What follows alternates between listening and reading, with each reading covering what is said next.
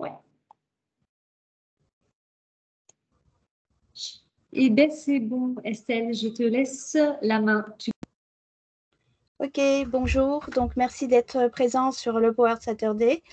Donc, la session d'aujourd'hui, c'est Azure Blockchain pour sécuriser vos données.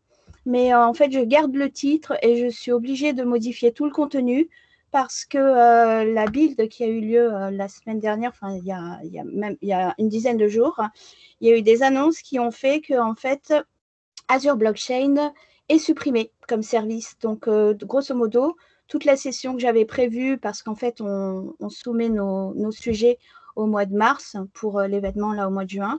Toute la session qui était prévue, du coup, devenait deprecated comme le service. Donc, j'ai un petit peu réorienté parce qu'il y a quand même eu des annonces qui ont été faites et qui sont intéressantes. Donc, voilà. Alors, donc, au niveau de la conférence, vous avez différents hashtags. Je pense que comme je ne suis pas la première session, vous les avez déjà signalés. Donc, n'hésitez surtout pas à partager et à, comment dire, et à les utiliser en fait. Donc, qui suis-je? Donc, moi, je suis Estelle Auberic, je suis entrepreneur, je suis mentor pour MS for Startup. Je suis architecte solution, donc plutôt spécialiste cloud computing, edge computing et cybersécurité. Et j'ai créé Yokela, qui est une agence d'innovation human-centric, c'est-à-dire qu'en fait, l'objectif, c'est de faire des innovations qui sont axées sur les besoins des utilisateurs avant tout, en fait, et pas forcément sur les technologies, en fait. Donc, parmi mes passions, en fait, c'est la robotique, le quantum computing. Je cofonde actuellement Clouders-City, qui est une communauté qui va être destinée à aider les gens à passer de leur certification. J'ai fait partie des cofondateurs de Azure Gefer, qui est la communauté des utilisateurs de Azure.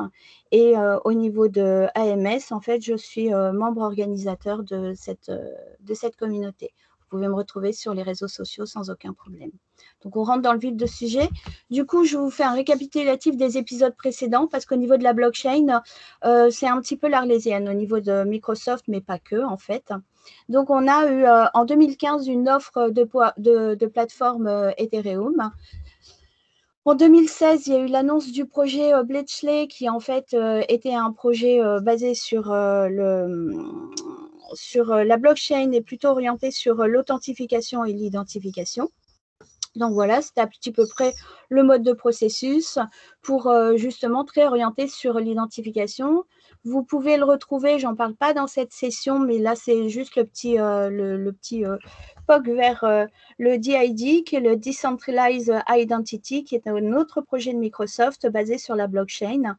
Mais comme aujourd'hui on est plus orienté sur la data, en fait, je l'évoque pas trop, quoi, en fait. En 2017, il y a eu une annonce de Coco Framework qui, en fait, s'appelle… Coco Framework, ça a été l'annonce qui a été faite au niveau de…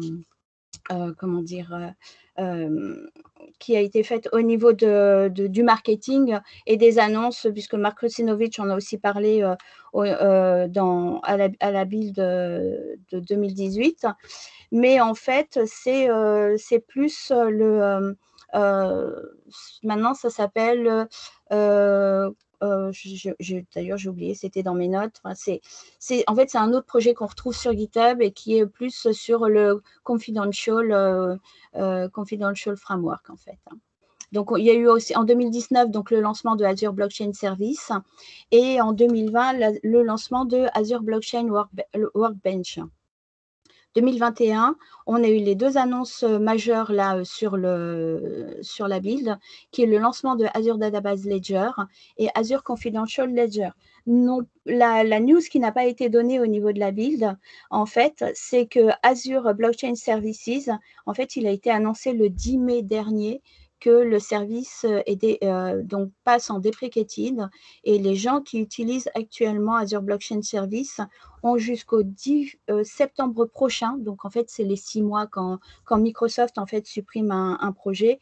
Il donne 6 mois pour retirer ses données ou effectuer la migration. Donc, voilà, en fait, c'est ce qui se passe là actuellement. le projet est deprecated et si vous l'utilisez, vous avez jusqu'au 10 septembre prochain pour faire une migration, sachant qu'il y a déjà un guide de migration qui a été publié par Microsoft le 10 mai, tout juste, et je vous donne le lien à la toute fin de cette session. Donc, le concept, en fait, au niveau de l'utilisation de la blockchain pour la sécurisation des données, en fait, c'est plutôt la contraposition entre une approche en centralisation versus la décentralisation, puisqu'en fait, la blockchain, c'est de l'architecture décentralisée. Donc là, sur un exemple qu'on retrouve sur le MS Learn, on a un exemple par rapport à une usine où il y a le traitement des données qui est totalement centralisé, que ce soit au niveau de l'entrepôt de stockage, des véhicules de transport, de l'usine ou du magasin de retail, puisque là, on est sur une usine de production de glace, par exemple.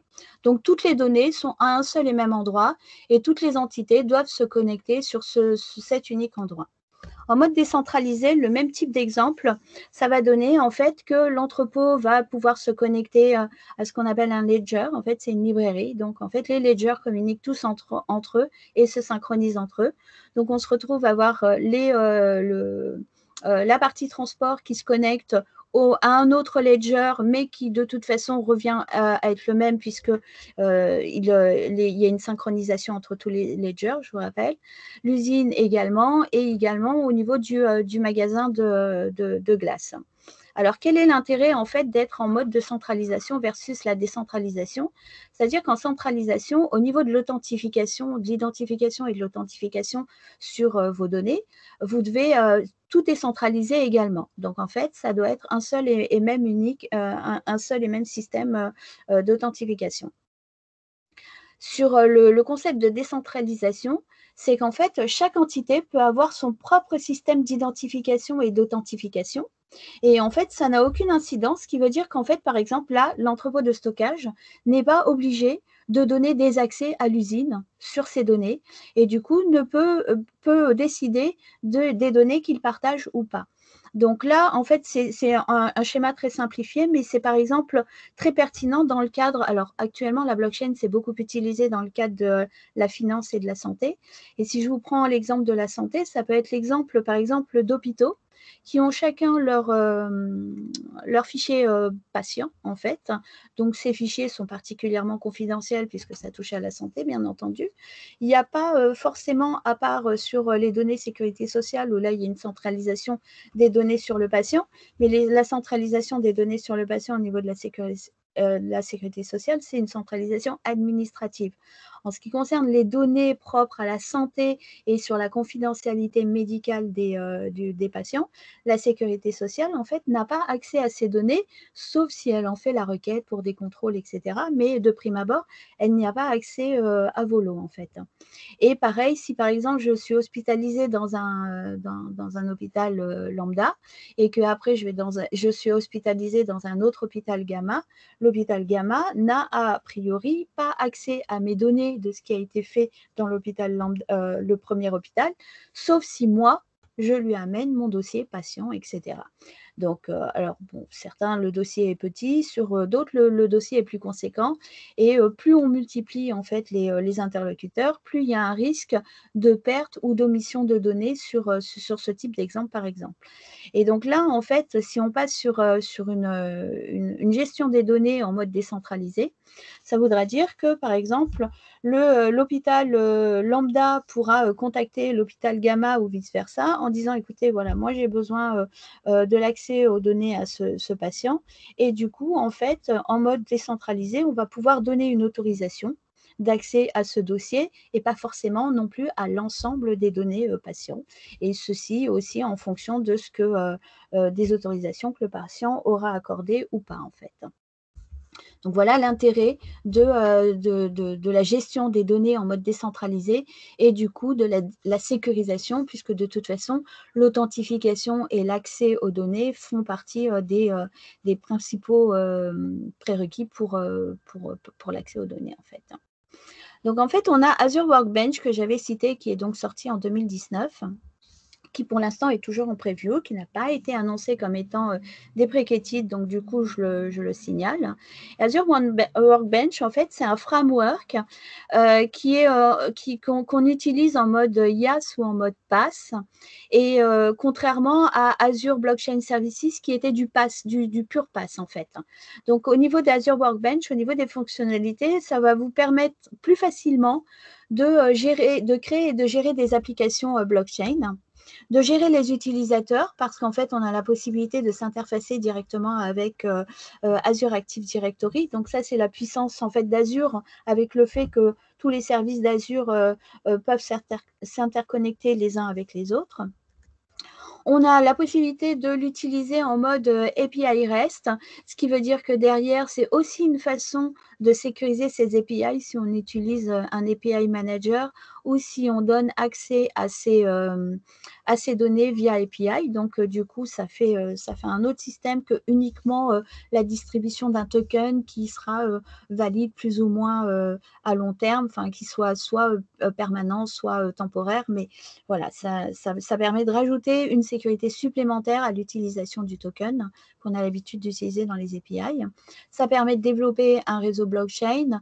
Donc, dans l'ensemble, en fait, au niveau de Workbench, c'est plus des réseaux Ethereum qu'on avait l'habitude de déployer, sachant qu'il y a d'autres types de réseaux, Ethereum étant l'un des plus importants, en fait.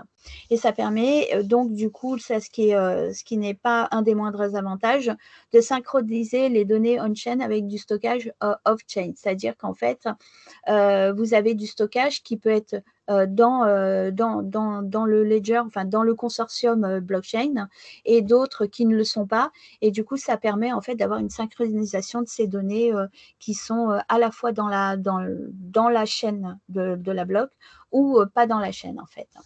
Donc, au niveau d'une architecture type, ça ne va pas changer, même si à la fin, vous voyez qu'il y a encore Azure Blockchain Services, service, en fait.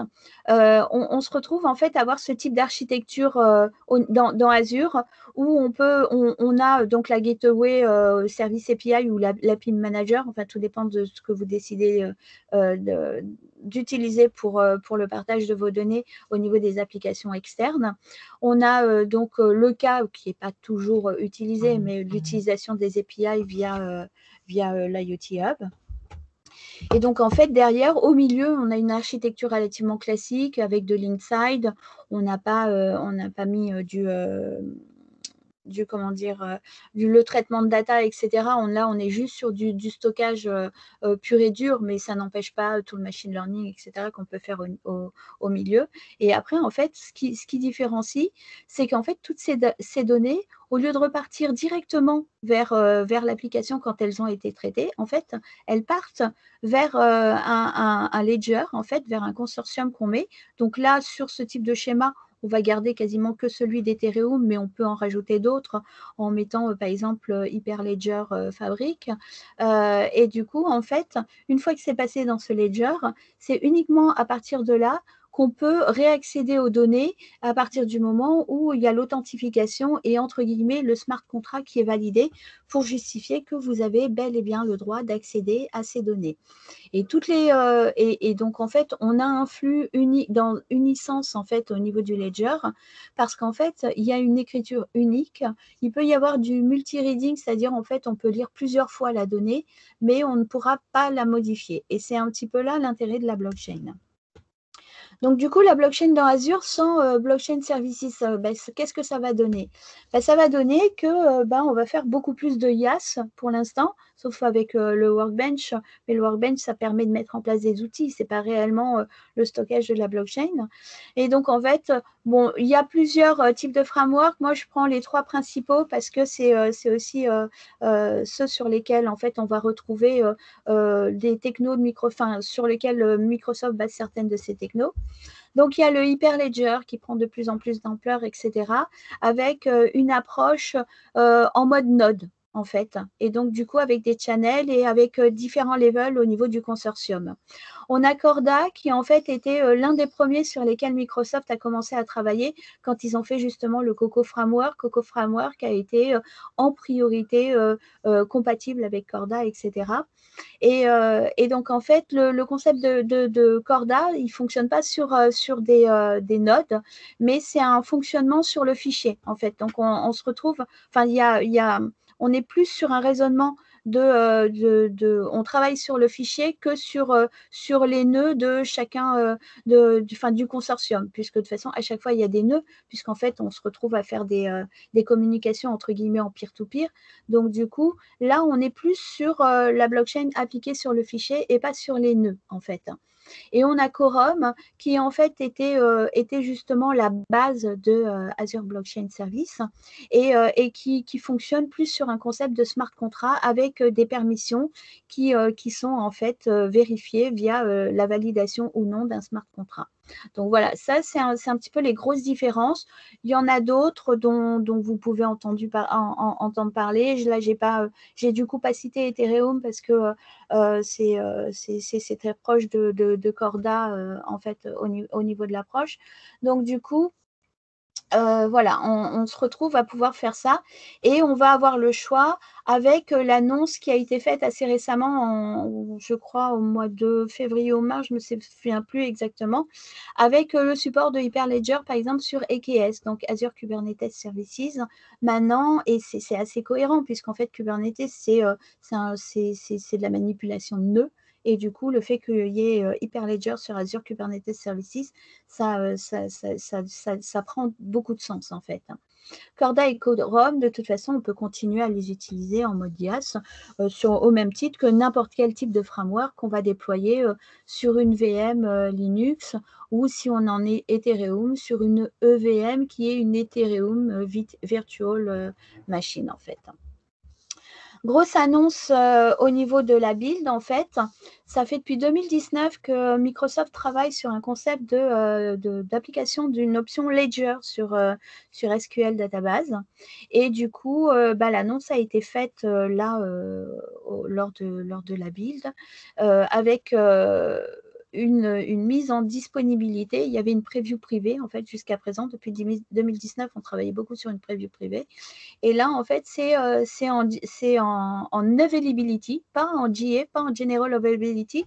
C'est juste en availability parce que pour l'instant, ça n'est disponible que sur US West, donc Amérique de l'Ouest et Amérique centrale, US Central, en fait. Alors là-dessus, moi, je vous avais prévu la vidéo. J'ai pas eu le temps de la couper, donc je vais directement au bon endroit. C'est l'annonce qui a été faite par Renan Kuma et c'est en 22-18. On va direct. Voilà, je vous passe tout le début parce qu'en fait, c'est à la fin. Est-ce que vous entendez le son? Oui, c'est bon pour nous. C'est bon? Bon, alors du coup, je relance pour que vous puissiez écouter l'annonce officielle de Azure SQL Database Ledger. We host over 8 million SQL databases in Azure today. It's the best destination for SQL Server in the cloud, and customers know it. Last year, the number of SQL Server on Azure VMs grew 200%, and the number of Azure SQL managed instances grew 70%. For organizations that manage financial, medical, or other sensitive data, establishing trust around the integrity of data for auditors, regulators, or other business parties is a must. Blockchain has been transformational technology, providing digital trust for decentralized systems. However, how do customers with a centralized database add the trust and transparency that blockchain offers without building a decentralized network? Today, we're happy to announce the preview of Ledger capabilities in Azure SQL Database, enabling tamper evidence through cryptographic verification for your centralized data stores. This is exciting news for enterprise developers because the Ledger feature eliminates the additional cost, complexity, and performance overhead of a decentralized blockchain technology while providing many of the benefits of blockchain, such as tamper evidence in a fully managed and familiar SQL environment. The Ledger capabilities support scenarios like digitizing the audit process for sensitive systems of record often found in industries like financial or medical, introducing verification to multi-party business processes within a trusted, centralized system and enabling rich analytics on data with existing blockchain networks. And unlike other centralized ledgers that require to migrate your data to a dedicated ledger database, SQL Database Ledger is a capability within the SQL database. This means you can easily enable Ledger for your existing SQL data, so you do not have to migrate your data or make any changes to your applications. Ledger is also enterprise ready with all the performance, scale, and resiliency that comes with being a feature of Azure SQL Database. To see this exciting new feature in Azure SQL DB in action, I'd like to invite Jason Anderson on stage for a demo. Jason? Thanks, Rohan. Today, I want to show you how customers like RTGS Global are using Azure SQL Database Ledger to get the power of blockchain without the complexity. RTGS Global provides a liquidity network so banks can execute what's called liquidity versus liquidity transfers, or LVL. LVL enables banks to source liquidity in any currency across the globe and in real time without having to pre-fund overseas accounts. This allows banks to source liquidity on demand to complete a cross-border transaction immediately, a process that would normally take hours, if not days, to complete. Azure SQL Database Ledger is used to maintain a tamper-evident ledger of these transactions, enabling RTGS Global to verify and prove to the bank's regulatory bodies that the ledger of transfers has not been tampered with. Let's show you how this works. I'm logged into the RTGS Global application as the Commercial Bank of Seattle. And as you can see, I have currently 3.4 billion available in USD as liquidity available for other banks to source. As I scroll down, you can see the liquidity held in the banks I do business with, the commercial banks of Nagoya, Frankfurt, and the Commercial Bank of Leeds. Let's say that Contoso Car Company, who banks with the Commercial Bank of Seattle, wants to purchase tires from UK Tires, who banks with the Commercial Bank of Leeds. To do this, the Commercial Bank of Seattle needs to secure £1 million from the Commercial Bank of Leeds. So I'm going to initiate this transfer as the Commercial Bank of Seattle. I'll confirm this transfer. Now, as I go back to the dashboard, we're going to see that the transfer was completed. Now, as a bank regulator, I want proof that the liquidity transfers between banks has not been tampered.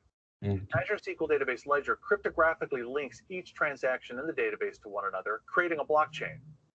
The hashes of these transactions are saved as database digests, another root of trust of the integrity of the database, which are used later to verify the ledger.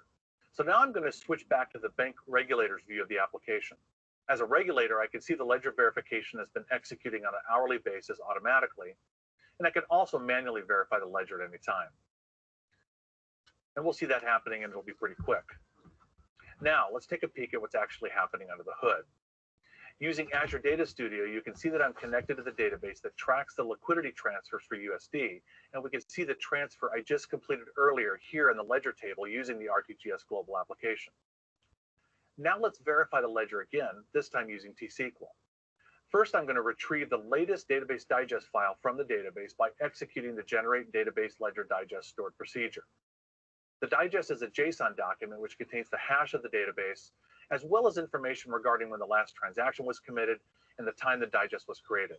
So let's copy this digest, and now I'm going to run verification using the verified database ledger stored procedure. This recomputes the hashes of the data in your ledger tables in real time, and then compares them against the database digests. If the recomputed hashes don't match the value of the hashes stored in the database digest, we know a tampering event has occurred. And as you can see, all looks good.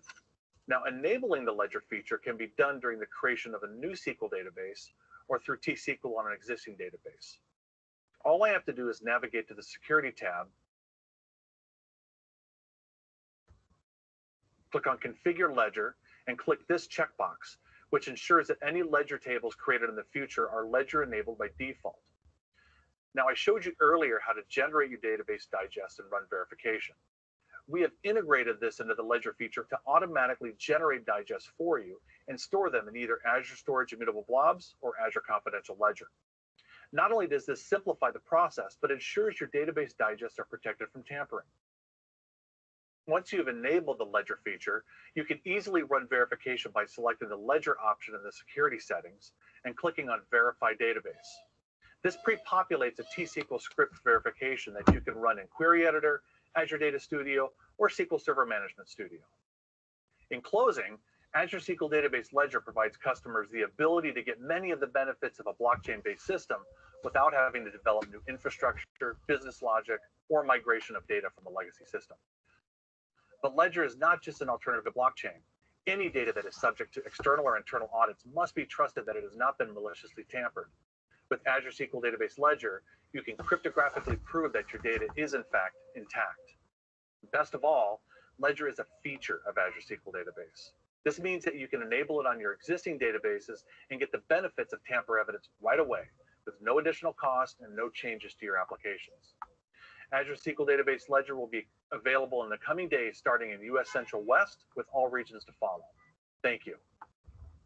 Thanks. Voilà, donc en fait, pour résumer tout ce qu'il a dit, là, ça vous a permis de voir une démo, sachant que le fameux clic pour avoir l'option SQL Ledger, je vous rappelle, c'est toujours pour West et enfin US West et US Central en fait. Et donc en fait, là, ce que ça va rajouter par rapport à un SQL, si vous avez déjà vos bases de données sur SQL, bon, il n'y aura pas de migration à faire intervenir. En fait, le Ledger, c'est comme si on allait mettre une option supplémentaire. Pour l'instant, gratuite, c'est du preview. Donc, comme quasiment à chaque fois, les previews chez Microsoft, c'est du gratuit. Aucune information sur les prix potentiels par la suite, en fait. Et donc, en fait, là, au niveau du diagramme, on voit que vous avez votre base de données classique et le Database Ledger, ce que ça va rajouter, en fait, ça va rajouter des tables supplémentaires qui ne seront qui ne seront pas rewritable, c'est-à-dire qu'on ne pourra pas réécrire, on n'écrira qu'une seule fois dessus, c'est une écriture unique sur le principe de la blockchain, où en fait, on aura la possibilité de voir le ledger, mais on aura aussi toute l'historique, la table d'historique et tout ce qui aura été en fait, les mises à jour faites sur la table, en fait, qui seront totalement enregistrées et sans possibilité de revenir en arrière, sans possibilité en fait de malfaçon ou de modification derrière. Donc l'intérêt en fait de ça, c'est que ça donne une sécurité supplémentaire à vos bases de données SQL, mais ça vous facilitera aussi les audits si vous avez un business où les bases de données sont régulièrement auditées pour des raisons de sécurité, de legacy, enfin peu importe. Du coup, là, ça vous rajoute en fait un outil qui est en fait qui est incontestable en fait au niveau des enregistrements que vous allez pouvoir fournir en fait. Sachant bien entendu que tout ça est dans un endroit sécurisé, etc. Donc, bon, là, ça fait, c'est la blockchain d'un côté et tout le stockage de tout ça sécurisé aussi dans Azure, en fait. Il y a une autre annonce qui est la deuxième annonce en fait de la build, c'est le Azure Confidential Ledger. Donc, je vais vous montrer en fait la vidéo, l'extrait vidéo de l'annonce faite par Mark Russinovich dans sa session en fait sur les données dans Azure en fait. Et vous allez voir en fait au niveau de son annonce, à aucun moment donné, le mot blockchain est lâché. Maintenant, quand on voit Ledger, on a tendance, déjà confidential, c'est très proche en fait du nom du framework qui est en libre accès sur GitHub. Et dès qu'on voit Ledger, c'est qu'en général, il y a un petit rapport avec la blockchain. Donc, on voit l'annonce de Mark Russinovich. So another area where we've been innovating is in the area of confidential computing, a term that we helped coin. I actually started working on confidential computing back in 2014, Microsoft Research even earlier than that, and really realized that confidential computing could be a game changer for the public cloud, even back then. So we started the effort collaborating closely with Microsoft Research, working with our hardware partners like Intel and others on bringing confidential computing technologies into Azure in the form of Intel SGX in that example. Also working on research into tooling and runtimes to support moving and building applications on top of confidential computing hardware like SGX enclaves. So if you take a look at what an enclave is, it's a small protected region of the hardware that is inaccessible from anything outside and can't be controlled from anything outside. In the case of XGS enclaves, you reserve a small amount of encrypted memory. It's protected from physical access of the server. The memory contents never leave the CPU core on an unencrypted form. And once you put something into that enclave, you can get what's called an attestation, which is a measurement of the code, establish trust in it, release secrets to it, secrets that allow it to decrypt encrypted data that only that enclave you're allowing to see. And then as that code is being processed with its machine learning algorithm, an analytics workload, a transaction query processing workload, you can be assured that nothing outside gets access to it, whether it's the admin on the server, somebody in the physical data center, a Azure operator that's touching that hardware for DevOps, diagnostics, or troubleshooting, or any other software like the hypervisor that is sitting on that server. All in excess cannot access that data because it's being protected by that enclave. Now, we've been working on a number of services to support this. I mentioned the Open Enclave SDK as the runtime to support migrating applications onto enclave technology, whether it's Linux or Windows enclaves and code. We're also are releasing a Microsoft attestation service, which allows you to get an attestation from an enclave and process it in a convenient form, and then know that you can release secrets to the enclave, as well as something called Managed HSM, something else we're announcing here at Ignite, which is built on top of SGX enclaves, where the HSMs are fronted with SGX enclaves that implement policies for Azure Key Vault in kind of a single tenant form with the use of enclave isolation technology on a multi-tenant infrastructure underneath.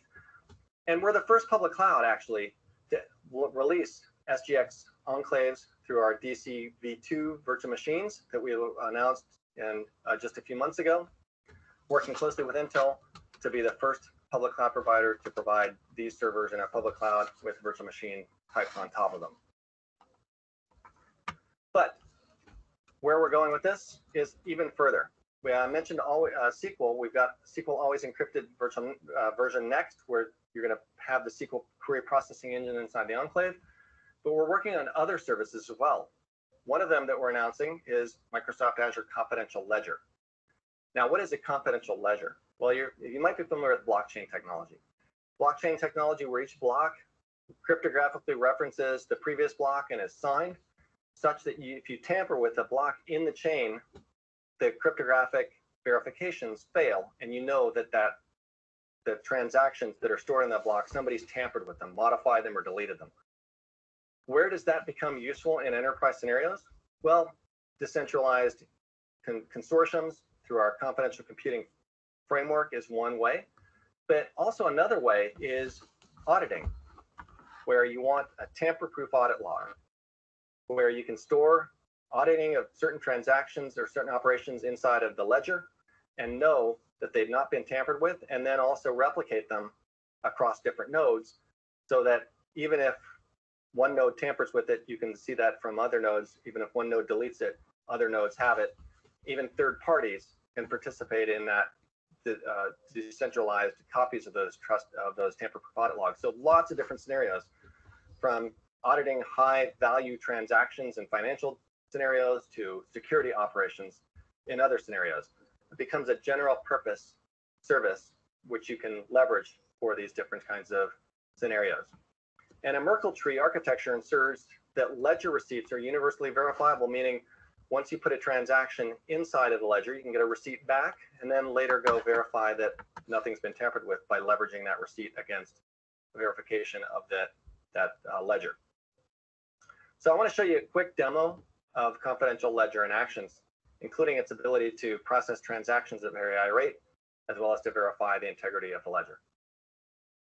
So here you can see the Swagger endpoint on the confidential ledger service, which shows you that you can create confidential ledgers on top of this as Azure Resource Manager resources.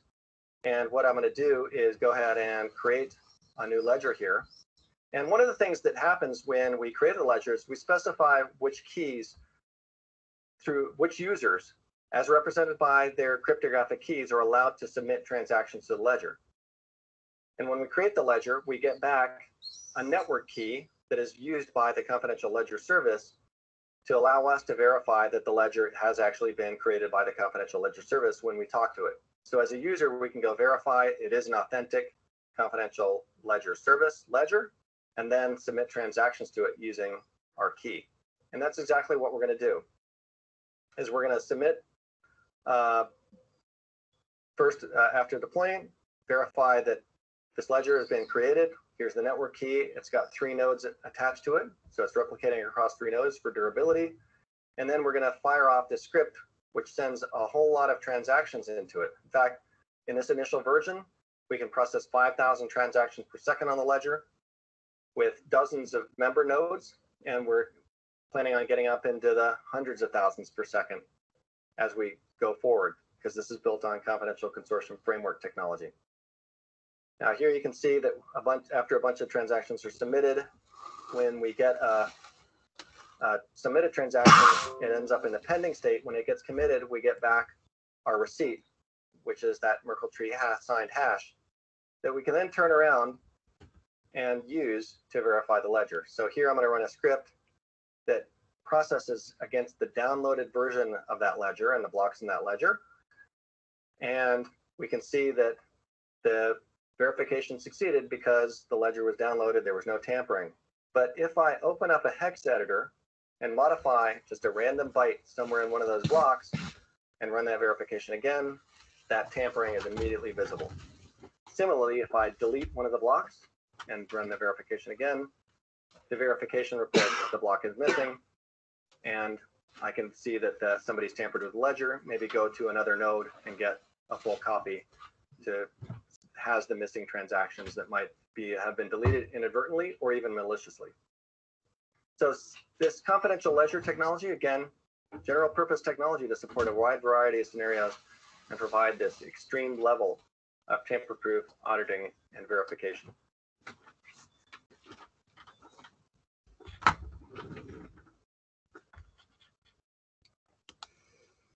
Voilà, donc ça c'était pour l'annonce. Et donc en fait, en résumé, pour ceux qui comprennent un petit peu moins l'anglais, il faut retenir en fait que ACL, c'est un service d'Azure géré qui permet en fait d'avoir un registre inviolable pour stocker des données sensibles dans la tenue d'archives.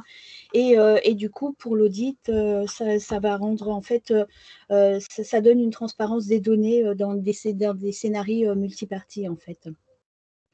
Donc, ACL, en fait, on se retrouve au niveau de ce schéma, on voit un petit peu mieux comment ça fonctionne. Donc, en fait, ça fonctionne sur des enclaves sécurisées. Donc, au niveau du matériel, c'est du Intel SGX, si je me souviens bien. Et les données qui sont envoyées par des connexions en TLS 1.2, elles sont en mode ce qu'on appelle le Trust Computing Base, c'est le TCB. Et du coup, ça implique que Microsoft, en fait, va stocker toutes les données, mais ils n'ont absolument pas la possibilité d'y toucher. Donc, en fait, ils font un stockage, mais pour eux, c'est un petit peu comme s'ils avaient une boîte noire et ils hébergent simplement la boîte noire. À aucun moment donné, ils peuvent accéder à ces données. Donc, voilà. Et donc, tout ça, en fait, c'est exposé via le biais d'une API REST et ça permet, du coup, assez facilement d'être intégré à des applications tierces qui vont avoir accès à des fins de lecture au niveau des ajouts de données sur les API fonctionnelles au niveau, par exemple, du data plane, en fait. Donc, ça, c'est le mode de fonctionnement de Azure Confidential Ledger. Il a été annoncé là, donc, au niveau de la build.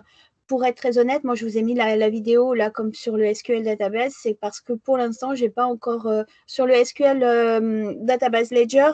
C'est parce qu'en fait, je ne sais pas pourquoi je n'ai plus accès au service alors que ça fait 1 an que j'y ai accès en preview. Donc, du coup, je n'ai pas pu remonter une démo. Et là, au niveau de ACL, en fait, j'ai pas encore accès, même si ça a été annoncé en fait en preview public. Donc, je pense qu'en fait, entre l'annonce et la mise à disposition, il va falloir patienter, mais là, c'est l'affaire de quelques jours, voire d'1 ou 2 petites semaines. Ça devrait être assez rapide, en fait. Donc, voilà sur la grosse annonce.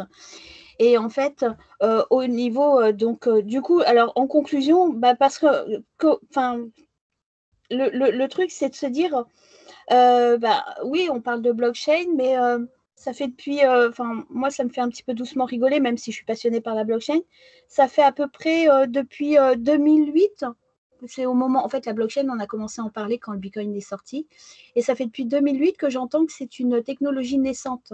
Donc, du coup, là, j'y vais de mon petit graphe Gartner qui a été remis à jour en 2019 et qui vous montre en fait qu'au niveau de la blockchain, grosso modo, à part les distributed ledger où là, en fait, en 2019, ils disaient que ça faisait moins de 2 ans. Et là, effectivement, depuis l'an dernier, même avec Hyper Ledger Fabric, il y a eu un gros travail d'évangélisation par IBM. Amazon a rattrapé quasiment son retard sur IBM.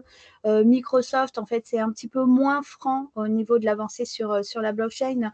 Mais grosso modo, sur les ledgers, les distributed ledgers, donc les ledgers décentralisés, on se retrouve à les voir déjà en prod. Et quasiment toutes les autres technologies qu'on peut utiliser sur la blockchain ou les domaines d'application au niveau de Gartner par rapport à l'étude qu'ils ont faite auprès de plusieurs CTO, grosso modo, il faut s'attendre à ce que ça soit vraiment en application d'ici 2 à 10 ans, avec une plus grosse proportion d'ici 5 à 10 ans. Alors, pourquoi, en fait, au niveau de la blockchain, quasiment tout le monde dit oui, oui, on peut faire, en vrai, tout le monde est d'accord pour le faire, un petit peu comme l'IoT, là, ça fait partie de mes domaines de prédilection. Tout le monde est d'accord pour dire oui, c'est l'avenir, oui, on ne va pas pouvoir faire sans, etc. Mais grosso modo, là, sur la blockchain, ça fait quasiment 13 ans que tout le monde dit oui, oui, on y va, machin, on n'y va pas. Et finalement, il n'y a pas grand-chose qui se passe. Alors, en fait, il y a une explication à tout ça, c'est qu'il y a des freins. C'est que, en fait, on se retrouve à ce que la blockchain, ce n'est pas une technologie que c'est très, très nouveau comme concept. Et du coup, les gens appréhendent pas forcément très facilement les domaines d'application, etc. Il y a aussi une courbe d'apprentissage qui est relativement importante pour bien comprendre tout ce concept où on a quasiment que des raisonnements avec une gestion en mode centralisé et maintenant on explose tout et on est en mode décentralisé. Alors à une échelle de mesure un petit peu différente, c'est en schématisant, c'était un petit peu comme quand on passait des bases de données SQL vers le NoSQL où là on n'avait plus du tout de nos repères, même si par exemple MongoDB redonnait quelques repères en mettant de l'indexation, etc. Mais voilà, donc en fait, au niveau de la blockchain, les freins, c'est ça, c'est surtout la courbe d'apprentissage, c'est le fait que les gens sont relativement d'accord pour dire, quand je dis les gens, c'est au niveau des CTO et des IT pros, quoi, sont relativement d'accord pour dire que c'est potentiellement une avancée, même au niveau de la cybersécurité.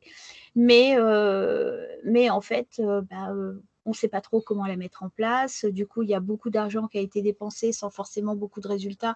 Donc, finalement, il y a eu des projets qui sont morts dans l'œuf quasiment. Et voilà. Mais il y a quand même des domaines aujourd'hui où on l'utilise régulièrement et même de plus en plus régulièrement. C'est le supply chain, par exemple, où il y a une grosse notion de track and trace. La blockchain est particulièrement adaptée pour ça. On commence à le voir de plus en plus dans les milieux financiers parce qu'en fait, la rapidité est fondamentale en fait dans le milieu de la finance. Et du coup, les validations de contrats via des smart contracts avec une notion de sécurisation quasi à 100%, parce qu'en cybersécurité, on ne pourra jamais dire qu'on a une sécurisation à 100%, mais quand même très très forte, fait que il y a énormément de banques en fait qui sont sur la blockchain, beaucoup de banques américaines parce que effectivement ils sont peut-être un petit peu plus en avance par rapport à nous, mais il faut aussi signaler que il y a plusieurs gouvernements en fait qui sont sur des projets de gestion et de sécurisation des données gouvernementales et même nationales via la blockchain. Et la France en fait partie. La France, en fait, a signé en 2019 un projet en fait pour être une blockchain country, en fait, pour être un pays blockchain si on veut aller par là, quoi. Et les grands axes de ce, comment dire, les grands axes sur lesquels la France s'est lancée par rapport à la blockchain, c'est en axe 1, c'est renforcer tout ce qui est l'excellence et la structuration des filières industrielles françaises pour déployer des projets basés sur justement ces fameux distributed ledger. En fait, en 2, c'est être à la pointe de tous ces enjeux technologiques, parce que la blockchain, même si c'est une techno qui a 13 ans et en informatique, Dieu sait que 13 ans, c'est vieux, quoi, en fait, bah, ça reste quand même une technologie nouvelle. L'axe 3, c'est encourager tous les projets innovants qui s'appuient sur des technologies de registre distribués. Donc, en fait, c'est vraiment pousser la blockchain et essayer de pousser l'innovation autour de la blockchain. Et en axe 4, en fait, c'est accompagner et sécuriser les porteurs de projets blockchain, donc tant sur leur questionnement qu'au niveau juridique et réglementaire. Et il y a assez peu de temps, d'ailleurs, la CNIL a publié en fait une note au niveau justement de la gouvernance entre la blockchain par rapport à la RGPD. Donc du coup, on voit quand même qu'au niveau gouvernemental, ça bouge là-dessus. Au niveau des IT pros, bon, il y en a certains comme moi qui restent, moi ça fait depuis à peu près, je crois, fin 2017, ça fait depuis 2016 moi que je travaille sur la blockchain. 2017, j'ai commencé à donner mes premières conférences sur l'identification et l'authentification décentralisée. Et je continue, même si finalement, il n'y a pas forcément beaucoup de clients qui en font appel, ou alors quand ils font appel à mes services, c'est plus pour faire des POC et par curiosité. Mais on n'est pas encore, enfin, au niveau moi personnel, je n'ai pas encore mis en production de vraies solutions basées sur la blockchain, mais je sens au niveau de mes clients un petit peu plus d'intérêt. Donc, j'espère que de votre côté, il en est de même. Et de toute façon, je suis ouverte au débat par rapport à ça. Donc, pour aller assez rapidement sur la fin, puisque je vois l'heure tourner, je vous partage, donc les slides vont être partagés à la fin de la présentation. Donc, je vous partage des liens qui sont une présentation de la blockchain dans le MS Learn. Si vous ne connaissez pas trop bien le concept, c'est relativement simple et c'est assez facile d'abord. C'est tout le cursus et la documentation sur Blockchain Workbench, sur SQL Database Ledger, parce qu'il y a déjà entre guillemets un mini-site fait pour donner toutes les infos et avec quelques tutoriels, notamment celui pour appliquer un ledger sur une base SQL existante ou pas. Si vous voulez faire juste l'exercice, vous en créez une pour le coup. Pareil, au niveau de la documentation de Azure Confidential Ledger, qui pour l'instant est assez légère, mais la nouvelle est tombée depuis très peu. Donc, de toute façon, je pense que Microsoft va la compléter dans les jours qui vont venir. Et enfin, le lien assez important, si vous avez déjà des projets blockchain, enfin sur blockchain service, c'est comment migrer et avec quelques conseils pour choisir le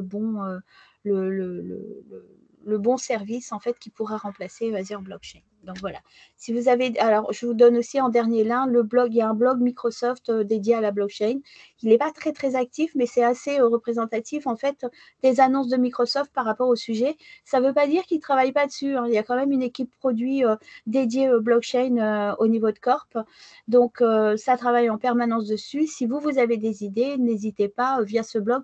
Vous pouvez être très facilement en relation avec cette équipe et éventuellement partager sur des projets si vous êtes vous-même en train de travailler sur des projets qui pourraient intéresser Microsoft. Donc voilà, je vous remercie. N'hésitez pas à évaluer la session malgré les problèmes de connexion au tout début. Et si vous avez des questions, il me reste que 2 minutes, mais sinon, n'hésitez pas à me contacter sur les réseaux sociaux par la suite. Je réponds assez facilement, en fait. Bien, merci beaucoup, Estelle, pour cette riche présentation. Je vais juste, arrêter.